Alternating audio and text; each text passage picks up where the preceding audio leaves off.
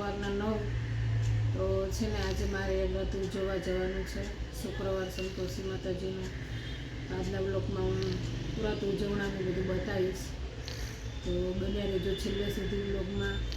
અમે છે ને ગાંધીનગર વ્રત ઉજવવા જવાના છીએ, કેમ કે ગાંધીનગરમાં સંતોષી માતાજીનું મંદિર છે ને જે આખું શંખ ઉપર બનેલું છે, અને એ શંખવાળું મંદિર છે ને ત્યાં એ માતાજીનું વ્રત ઉજવે છે.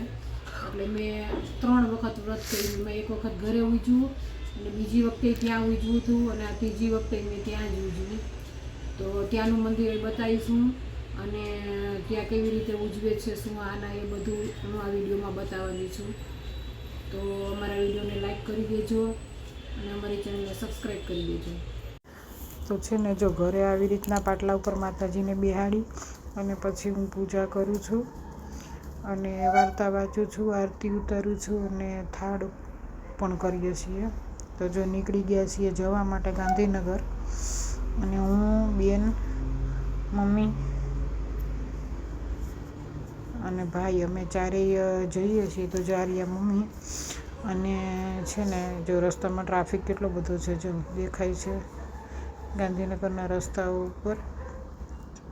તો ચાલો જઈએ મંદિરે, અને પછી ત્યાંનું બતાવું વ્યૂ, અને માતાજીના દર્શન કરીએ ત્યાં જઈને.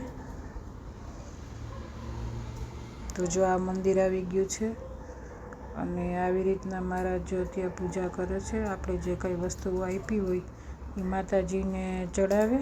અને મેં છે ને કેળા અને ચૂંદડી ને પ્રસાદી અને કંકુ એટલું આપ્યું હતું, એટલે ત્યાં જો પૂજા કરીને ચડાવે છે. અને આવી રીતે બસ આપણે અહીંયાથી આવી રીતે બધા દર્શન કરે છે. અને આ છે માતાજીનું મંદિર ગાંધીનગરનું. તો જો આટલું મસ્ત આજુબાજુ હરિયાળી બહુ મસ્ત છે, અને જો બા ને બેન બેઠા છે. અને અમે જ્યારે હું ઉજવવા ગઈ ને ત્યારે ત્યાં 12 લોકોનું એકસાથે વ્રત ઉજવવાનું હતું, એટલે 12 લોકોના નામ છે ને જો આ બાજુ એક બોર્ડ છે એમાં લખેલા છે. અને આ છે ત્યાં દુકાન, ત્યાં પૂજાપાનો સામાન ને પ્રસાદી તમારે જે કાંઈ જોતું હોય એ મળી રહે. અને જો આ બોર્ડમાં બધાના નામ લખ્યા છે જેટલાને વ્રત ઉજવવાનું છે ને, એટલે એમાં સૌથી પહેલાં મારું લખ્યું છે, નીલમબેન જેઠવા. અને પછી છે ને જો આવી રીતના મસ્ત મંદિરની ફરતે શંખ છે, મંદિરની ઉપર મોટો બધો શંખ છે, અને આવી રીતે શંખવાળું મંદિર છે.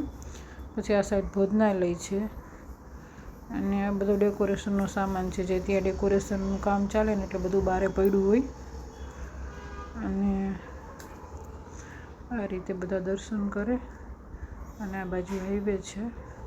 અને જો આ આવી ગયું ભોજનાલય, તો ભોજનાલયમાં બધી બહેનો જઈને વ્રત ઉજવ્યું હોય ને એ બધાને જમવાનું.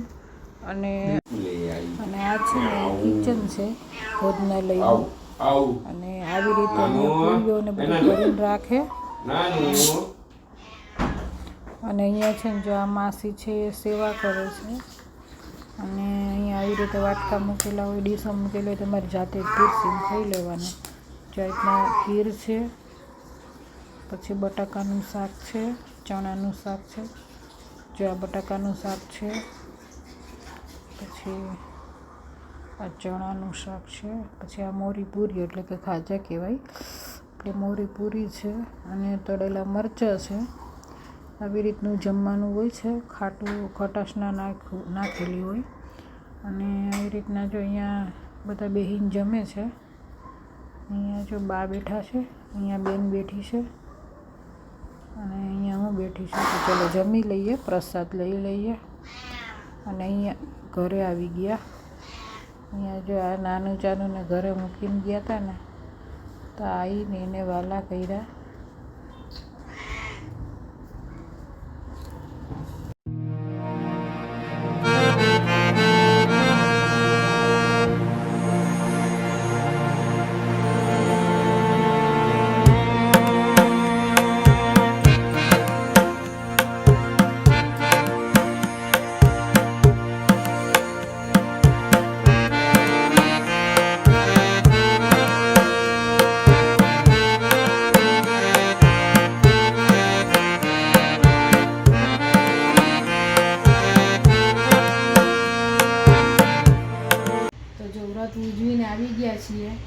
અને હવે આવીને અહીંયા બેસી ગયા છીએ પલંગ ઉપર વિહામો ખાવા. અને અમે છે ને વ્રત ઉજવવા માટે હું બેન બા અમે બધા ગયા હતા. અને એ તો જો કે વિડીયોમાં છે એટલે તમે બધા જોવો એટલે ખબર પડી જાય. અને સવારમાં જવાનું હતું ને 10 વાગે એટલે અમારી લાઇટ નથી એટલે કંઈ કામ ઘરનું સરખું થયું નથી. એટલે હવે વાયરમેનને બોલાવીને લાઇટ કરાવવી પડશે કે જોઈએ કેમનું થાય છે. અને ચાલો તો હવે ઘરનું કામ કરીએ અને પછી ફરીથી થોડીક વિડીયોની ક્લિપ ઉતારીશ. તો જો વાગી ગયા છે 10 બતાય. હા 10 બતાવું. હા અને મને હવે ભૂખ લાગી છે કેમ કે મારે બપોરે ત્યાં જઈ હતી ને મંદિરે તો હજી સુધી કંઈ ખાધું નથી. એટલે જો આપણે આ પાપડ તળી લીધા છે. અહીંયા મૂકી દીધી છે ચા. તો આ ચા અને પાપડ. તો ચાલો બધા પાપડ ખાવા.